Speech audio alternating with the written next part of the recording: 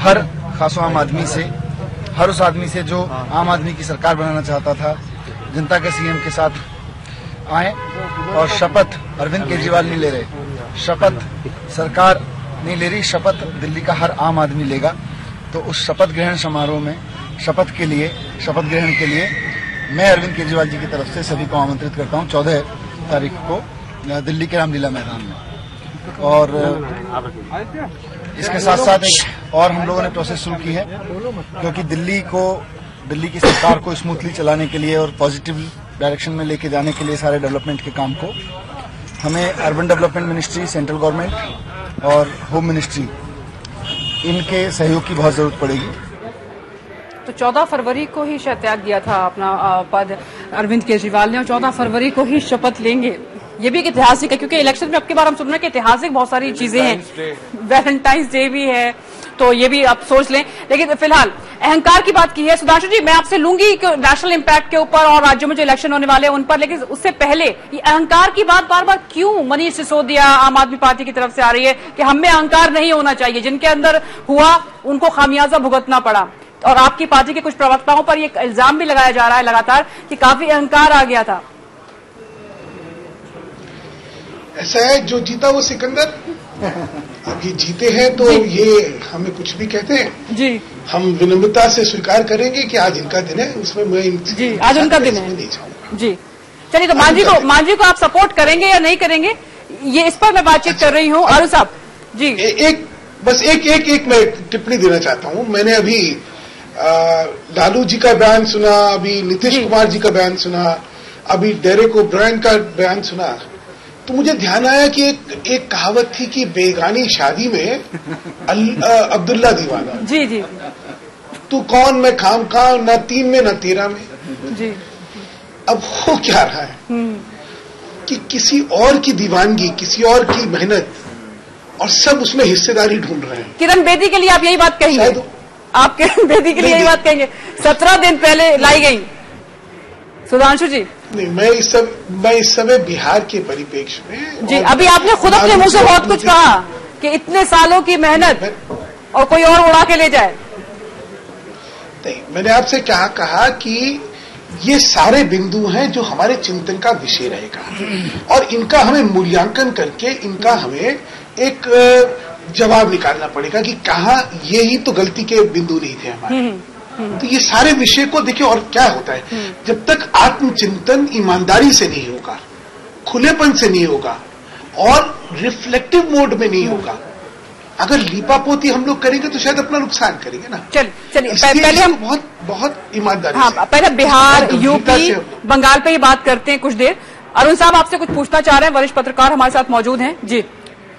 नहीं, ये मित्तल साहब ने बहुत सही कहा कि बेगानी शादी में अब्दुल्ला दीवाना। एक्चुअली ये जो चुनाव है इसका राष्ट्रीय स्तर पर 2-3 तरह से असर पड़ने वाला है। एक तो ये है कि बीजेपी, जिसका ये लोकसभा चुनाव में कोई अपोजिशन नहीं था, बिल्कुल ऑलमोस्ट अपोजिशन नहीं था, क्योंकि लोग जो हैं वो कांग्रेस को वोट नहीं करना चाहते थे, तो बहुत आसानी से बीजेपी जीतती चली गई। अब उसको एक तो अपोजिशन फेस करना पड़ेगा और वो आपकी तरफ से अपोजिशन होगा। दूसरी तरफ ये है कि बेगानी शादी में अब्दुल्ला दीवाना जैसी स्थिति इस देश के लेफ्ट पार्टीज की हो रही है, ममता बनर्जी की हो रही है, इसके अलावा बिहार में जो है वो लालू प्रसाद यादव की हो रही है, क्योंकि नंबर इसके बाद इन्हीं लोगों का आने वाला है। और ये जो आपकी जो जीत है, ये आपकी जीत साफ साफ बता रही है कि वो जातिवाद पर। चलिए, और क्या बीजेपी मांझी को सपोर्ट करेगी, जिस तरह से सपोर्ट में अभी तक हम बातें सिर्फ सुनते आए हैं, और जो मुलाकात हुई है प्रधानमंत्री नरेंद्र मोदी से? नहीं, बीजेपी मांझी को सपोर्ट कर सकती है इस नतीजे के बाद भी, बशर्ते कि वहां पर क्या मूड है ये देखना पड़ेगा जी। सुधांशु जी देखिए, प्रजातंत्र में जिसके पास विधायकों का समर्थन होगा उसी को सत्ताधारी होने का हक है, और यही भावना भाजपा अच्छी तरह मानती है और इसका सम्मान भी करती है जी। लेकिन एक संवैधानिक प्रावधान जो होते हैं उनको ताक पे और हाशिए पे रख के काम नहीं होते हैं जी। शायद नीतीश कुमार जी वगैरह सबको ध्यान नहीं है कि अभी 5 फरवरी को जो बिहार में हुआ बिल्कुल उसी का जो है वो नागालैंड में भी हुआ जी। वहां पे भी उनके विधायक दलों में विभाजन हुआ और गवर्नर राज्यपाल ने एक निर्णय लिया कि भाई आप फ्लोर ऑफ द हाउस पे टेस्ट कर लीजिए, जिसका समर्थन होगा वो रहेगा। वहां टीआर जलियान मुख्यमंत्री अभी हैं। आप मांझी को सपोर्ट करेंगे सुधांशु जी? नहीं, प्रश्न हमारा एक ही मतलब राष्ट्रीय लेवल पर डिसीजन होगा जी। सपोर्ट करेंगे मांझी जी। हमारा स्टैंड है, हमारा स्टैंड बड़ा स्पष्ट है कि जिसके पास भी वहां पे संख्या बल होगा जी, उसका मुख्यमंत्री रहेगा जी। और इसमें हमें कोई मैनिपुलेशन करने की जरूरत नहीं है, हमें कोई इसमें कोई गलत काम, अनैतिक काम करने की हमें कोई जरूरत नहीं है जी। फैजल साहब आपसे कुछ पूछना चाहते हैं। हम नीतीश कुमार जी के खिलाफत में हैं, इसमें हमने कोई अपनी आरोप लगे सुधांशु जी, आपकी पार्टी पर आरोप लगे हैं, जिस तरह से आप लोगों ने बातें की हैं, जिस तरीके से इसमें नीतीश कुमार जी की भी आप कमाल देख लीजिए जी। उनके घर में आग, उन्होंने ही महादलित की राजनीति करी। चिंगारी बीजेपी की तरफ से आई। खड़ा रख दूंगा सुधांशु जी, चिंगारी बीजेपी ने लगाई दूंगा और मैं रबर स्टैंप ले आऊंगा और वो उनको मुंह की खानी पड़ी। अब अपने घर को संभालने की जगह वो क्या कह रहे हैं, दोषारोपण में लग गए। भाजपा ने कहते यार भाजपा ने मांझी को बनाया था क्या? आप कहते हैं कि मित्तल साहब एक बिल्कुल प्रशासनिक व्यवस्था ठप हो गई थी, कुछ कुप्रशासन था, भाजपा ने करा था क्या? उमा भारती, आपकी नेता उमा भारती मिलने गई है उनसे। सुधांशु मित्तल जी, मैं एक सवाल आपसे पूछना चाह रहा हूँ, आपको थोड़ा रोक रहा हूँ। मैं एक सवाल पूछना चाह रहा हूँ मित्तल साहब से कि इन्होंने बड़ी अच्छी बात कही कि फ्लोर ऑफ द हाउस पे स्ट्रेंथ टेस्ट होगा, लेकिन अभी जो स्थिति बन रही है वो आप बिल्कुल संवैधानिक प्रक्रिया आप बता रहे हैं, बिल्कुल सही है, लेकिन जो स्थिति बनी हुई है उसमें ये माना जा रहा है और जो हस्ताक्षर दे करके साइन के साथ जो एमएलएज ने सपोर्ट जताया है नीतीश कुमार को, वो 130 विधायक का है। ऐसी स्थिति में ऐसा कौन सा गणित है फ्लोर पे बगैर भाजपा के सपोर्ट के, बगैर भाजपा का अगर सपोर्ट नहीं होता है मांझी जी को, तो वो किस तरह से, किस आधार से, किस अंक गणित से वो अपना जो स्ट्रेंथ है, अपनी जो एक्सेप्टेबिलिटी है, यानी कि मांझी की नैया को बीजेपी पार लगाएगी। फैसल साहब, ये जानना चाह रहा हूं। आपने बहुत अच्छी बात कही गणित की। जब गणित में 130 विधायक नीतीश कुमार जी के साथ होंगे तो भाजपा के समर्थन से भी कैसे हो जाने वाला है? तो मतलब जो प्रश्न आप पूछ रहे हैं उसका जवाब तो बड़ा साफ जवाब है कि हमारे उनके समर्थन के बाद भी अगर 130 वहां पे तो 130 है ना, और अगर 130 जने नीतीश कुमार जी को समर्थन करेंगे और इनके खिलाफत करेंगे तो इनकी सरकार भी जाएगी और नीतीश कुमार जी की बनेगी भी। तो जो जवाब दे दिया। चलिए सुधांशु जी, अब हम दिल्ली पे ही आते हैं, दोबारा हम दिल्ली पर आते हैं। मुझे लगता है कि बिहार की जो ये है, मैं इस पे सवाल सुधांशु जी से नहीं पूछूंगा, लेकिन बिहार की जो स्थिति है थोड़ी पेक्यूलियर स्थिति है, क्योंकि मांझी में ये हिम्मत नहीं थी नीतीश कुमार से बगावत करने। बिल्कुल। बिना बीजेपी के साथ पे मांझी चुनौती देने की स्थिति में नहीं थे। मांझी की राजनीतिक हैसियत क्या है बिहार में सब जानते हैं, सुधांशु जी भले नहीं इस पे कुछ बोले। अब बीजेपी का कैलकुलेशन ये था कि कम से कम मांझी के साथ 30-35 विधायक तो आ ही जाएंगे अगर वो हटना शुरू करेंगे। मांझी का ये कैलकुलेशन था कि बीजेपी के नेता वहां ललकार रहे थे कि जेडीयू के तो 50 के आसपास विधायक हमारे जब हम चाहे निकाल लें। अब स्थिति ये है कि नहीं इधर से कुछ हो रहा है, उधर से हो रहा है, तो हम बिहार पे शायद डाइवर्ट हो चुके हैं। क्या होगा बिहार और यूपी में इसका असर? सुधांशु जी ने खैर बता दिया, वो दिल्ली के नेता हैं यहाँ पर। और खुदाई मिली ना बिसाले सनम जी, ना खुदाई मिली ना बिसाले सनम, ना इधर के रहे ना उधर के। ये मांझी साहब पे बोला, बहुत अच्छा भी लगा। यहाँ पर छोटा सा ब्रेक ले रहे हैं, मांझी को आप बीच में मत छोड़िए भाई। बीजेपी के सुधांशु मित्तल हमारे साथ हैं, उनसे हम बहुत सारे सवाल पूछ रहे हैं और जानने की कोशिश कर रहे हैं कि आखिर इस हार की क्या वजह रही। एक छोटे से ब्रेक के बाद फौरन हाजिर होते हैं।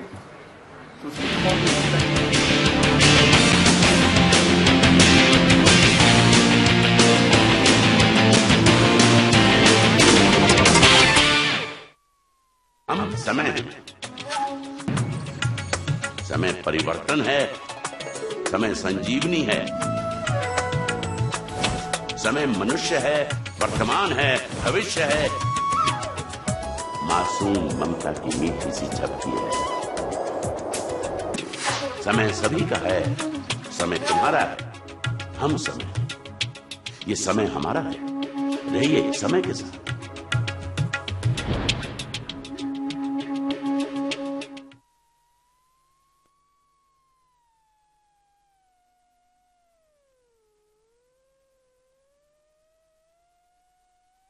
हैं ना कि किराएदार। पॉपुलेशन फर्ज कीजिए 15% है, तो क्या पार्लियामेंटेरियन मुसलमान 15% है? जब तक मौलाना अबुल कलाम आजाद, सर सैयद या हाली जैसे रहनुमा हमारी कौम को नहीं मिलेंगे, हमारी कौम की हालत नहीं सुधर सकती। हिंदुस्तान की शान, उर्दू का तर्ज बयान, समाज का आईना, हालात का तर्जुमान, आपके मसाइल आपकी जबान, खबरों की समझ, इंसाफ का कारवां,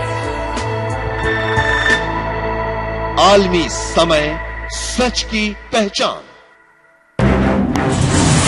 बदलते हुए आलमी मनगरना में और मुस्लिम दुनिया का मुकम्मल जायजा, मुल्क के सियासी उथल पुथल का गैर जानिबदाराना तज्जिया, रियासतों की दिल्ली वालों से 70 वादे किए हैं, इन्हें पूरा करना आसान नहीं है। पैसे के लिए जहां केजरीवाल को केंद्र का साथ चाहिए, पानी और बिजली के लिए पड़ोसी राज्यों का।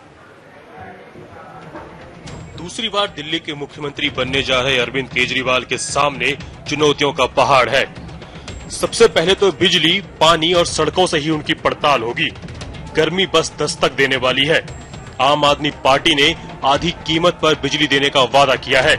पहले ही दिल्ली में 5600 मेगावाट बिजली की जरूरत पड़ती है और आपूर्ति 5200 मेगावाट ही है। कीमत कम करने से पहले 24 घंटे बिजली के लिए अतिरिक्त बिजली केजरीवाल लाएंगे कहां से? इसी गर्मी में उनके इस वादे की जांच हो जाएगी। आम आदमी पार्टी के घोषणा पत्र में पानी को कानूनी अधिकार बनाने की बात है। हर घर को प्रति महीने 2000 लीटर पानी मुफ्त देने का वादा किया गया है।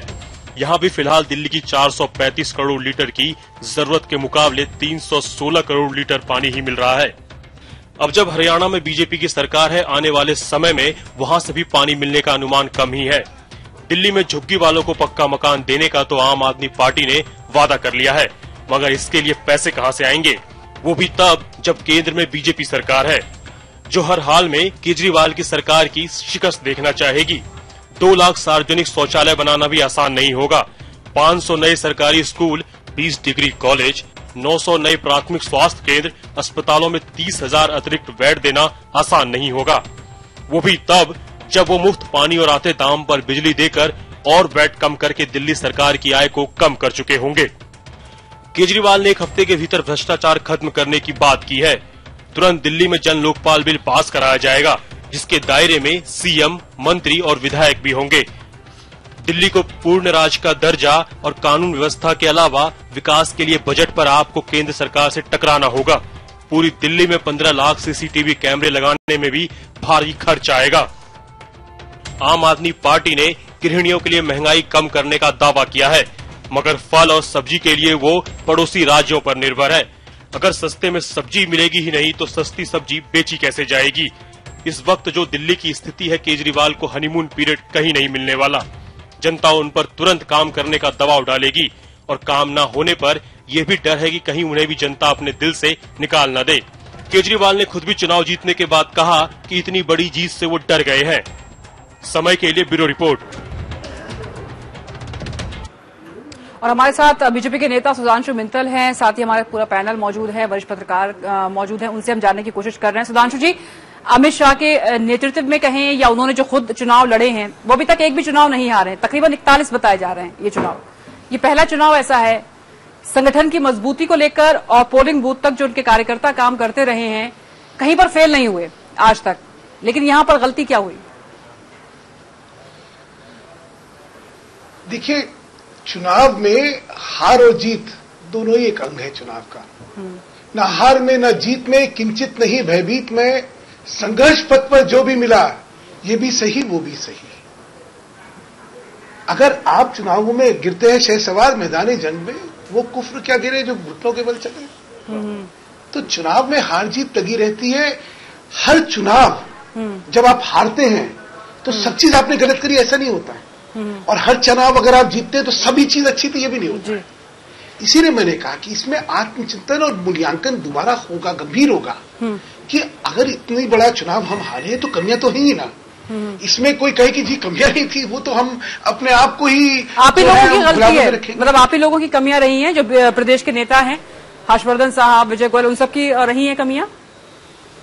ये पूरा मैंने तो एक 8 महीने का कार्यकाल का आपको अलग अलग विषय और बिंदु बताए हैं। लेकिन आपको लग रहा है सतीश उपाध्याय ने इस्तीफे की पेशकश कर दी है, प्रभात झा पूरी जिम्मेदारी लेने के लिए तैयार हैं? जी, ऐसा है कि ये अपनी नैतिकता का प्रश्न है उनकी। उनको लगा था कि क्योंकि प्रदेश अध्यक्ष और प्रदेश का चुनाव हारे हैं, इसलिए उन्होंने पेशकश करी है। प्रभात जी प्रदेश के प्रभारी थे, इसलिए उन्होंने करी है। लेकिन इसके मतलब ये नहीं कि जो जना जिम्मेदारी ले रहा है वो उस चीज का जिम्मेदार भी है। देखिए, नैतिक बल पे जिम्मेदारी लेना और जिम्मेदारी ये आपने कह दिया कि जो जिम्मेदारी ले रहा है जरूरी नहीं है कि वो जिम्मेदार है। जी, शंभुनाथ जी कुछ जानना चाह रहे हैं आपसे। प्रभारी प्रभात जी थे और अध्यक्ष सतीश जी थे, लेकिन जो एक्चुअल बीजेपी में लोग जानते हैं, बाहर भी ये खबरें वहीं से आती थीं कि इन दोनों लोगों का कोई ज्यादा रोल नहीं था। ज्यादा रोल अमित शाह का, अरुण जेटली का, इन लोगों का ज्यादा रोल था। ये लोग तो वैसे सामान्य कार्यकर्ता की तरह काम कर रहे थे। अभी सुधांशु जी ने अटल जी की एक कविता ये किया तो मुझे कुछ पुराने दिनों की याद आ गई और इनके घर के बुजुर्गों की भी याद आ गई। सुधांशु जी, आपके बुजुर्गों की कहीं बददुआ तो नहीं लगी दिल्ली बीजेपी को? मैं यही सोच के हैरान था। बहरहाल ये पहला मुझे लगता है कि फर्स्ट जो फर्स्ट टकराव होगा इस सरकार का, बहुत ज्यादा तो अभी बिजली पानी इस पे उतना नहीं कर पाएगी। जो मुझे लगता है ये भ्रष्टाचार एक ऐसा मुद्दा है जिसपे तुरंत काम शुरू कर सकते हैं, बट मुश्किल ये है कि भ्रष्टाचार का जो मक्का मदीना है दिल्ली में, वो एमसीडी माना जाता है।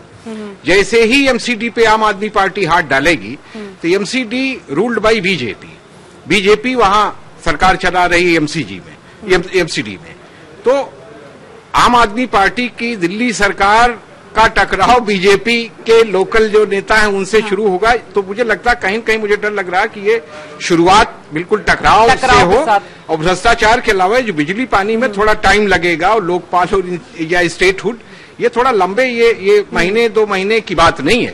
तो इनके लिए आसान है भ्रष्टाचार पे हमला करना, और भ्रष्टाचार पे हमला करते ही बीजेपी रूल्ड बीएमसीडी से टकराना पड़ेगा, प्रकारांतर से बीजेपी से। जी, आप कुछ कहना चाहेंगे साहब? देखिए, मैं जो सोच रहा हूं वो केजरीवाल जी की ये स्ट्रेटजी हो सकती है कि जिन चीजों को, जिन वादों को वो पूरा नहीं कर सकते, उसको तो वो लॉन्ग टर्म उसमें ले जाएंगे। जैसे कि कुछ थोड़ी सी राहत देंगे बिजली में, पानी में, तमाम सारी चीजों में, लेकिन जो केंद्र पर आधारित हैं, जो केंद्र के सहारे चलने वाली योजना, तालमेल तो बैठाना होगा। तालमेल कैसे बैठाएंगे? नहीं, उसमें तालमेल नहीं बिठाएंगे, उसमें ये टकराव का रास्ता अपनाएंगे। लेकिन प्रधानमंत्री ने मुबारकबाद भी दी है और ये कहा है कि साथ मिलकर काम करेंगे। ये तो पूरी मदद केंद्र की तरफ से ये औपचारिकताएं हैं, और ये जो है वो नरेंद्र मोदी ये गंगा स्नान कर रहे हैं एक तरह से, आप ये समझ लीजिए। ये कह करके तो गंगा तो अभी प्रदूषित है तो बिल्कुल, तो ये और प्रदूषित, ये जो है वो आप ये दिखाना चाहते हैं कि भाई हम मैंडेट के साथ हैं और हम जो है एक्चुअली जनता का भला चाहते हैं, इसलिए इस तरह के बयान दिए जाते हैं। लेकिन केजरीवाल क्या करेंगे कि केजरीवाल ऐसी चीजों को सामने लाएंगे जो केंद्र की मदद से होगा, और केंद्र अगर नहीं करेगा तो एक टकराव की स्थिति पैदा होगी, और टकराव की स्थिति पैदा होगी तो उससे आंदोलन होगा, और यही जो है केजरीवाल की स्ट्रैटेजी होगी ताकि वो अपनी पॉपुलैरिटी गेन कर सकें कि देखिए मैं तो ये डिलीवर करना चाहता हूं, लेकिन सरकार की जवाबदेही जो है वो तय नहीं हो पा रही है। सुधांशु जी, आप इस पे कुछ बोलना चाहेंगे? ऐसा है कि जितना बड़ा उनको जनादेश मिला है, उतनी ही ज्यादा उनसे उम्मीदें भी हैं, और उतना ही बड़ा उनका उत्तरदायित्व भी है, और इस उत्तरदायित्व को गंभीरता से उनको निभाना पड़ेगा। उनको जनहित में जो वायदे उन्होंने करे हैं उनको पूरा करना पड़ेगा, नहीं तो लोग उनसे प्रश्न पूछने वाले हैं। और मैं आपको बताता हूं कि कन्फ्रंटेशनल पॉलिटिक्स जो है वो एक छोटे समय के लिए चल सकती है, महीना 2 महीना 3 महीने की तो हो सकती है। इनको 5 साल तक का जनादेश मिला है। 5 साल की राजनीति में दोषारोपण करके आप लोगों को मन महरा देंगे, ऐसा संभव ही नहीं है। बिल्कुल। आपको जो वायदे लोगों को आपने करे हैं, सुधांशु जी, उनको उम्मीद है लोगों को आपसे, लेकिन आपने सोचा है कि आप असेंबली इलेक्शन में दिल्ली में क्यों नहीं आ पाते?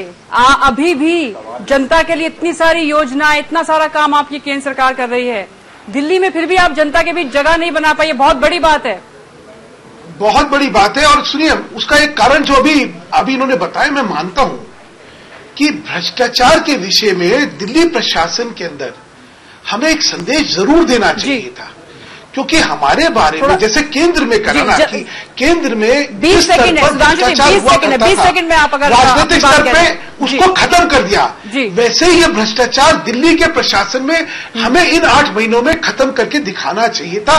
शायद अगर ये कर पाते तो आज का जो माहौल है या आज का जनादेश, बिल्कुल मेरे पास टाइम नहीं है। फैसल साहब, आप कुछ कहना चाहेंगे? बस थोड़ा सा। अरुण जी कह रहे थे उससे मैं सहमत हूँ। केजरीवाल से जब हम लोगों ने बातचीत की थी, उनसे पूछा था आप कैसे पूरा कीजिएगा, पानी की समस्या है, हरियाणा में बीजेपी की सरकार है, केंद्र में बीजेपी की सरकार है, तो किस तरह, तो हरियाणा ने मना किया, तो बोले कि बीजेपी की सरकार, इसका मतलब कि दिल्ली वालों को पानी देने से इनकार करेगी, ये करके दिखाएं, हम जनता के पास जाएंगे। यानी कहीं ना कहीं बड़े क्लियर संकेत दिए कि हम हर चीज को लेकर जनता के दरबार में चले जाएंगे। कन्फ्रंटेशनल पॉलिटिक्स की जगह पे मैं वर्ड यूज करूंगा कि प्रोटेस्ट की राजनीति जो है, सत्याग्रह और आंदोलन की जो राजनीति है, उसको वो रोड पर लेकर के आएंगे। और कहीं ना कहीं एक बात ये भी समझ लीजिए, वक्त इतना ही था फैसल साहब, बस मैं यहीं पर अपना कार्यक्रम खत्म करना चाहूंगी। बहुत बहुत शुक्रिया आप सभी का चर्चा में जुड़ने के लिए, और इसी के साथ इस चर्चा में बस इतना ही।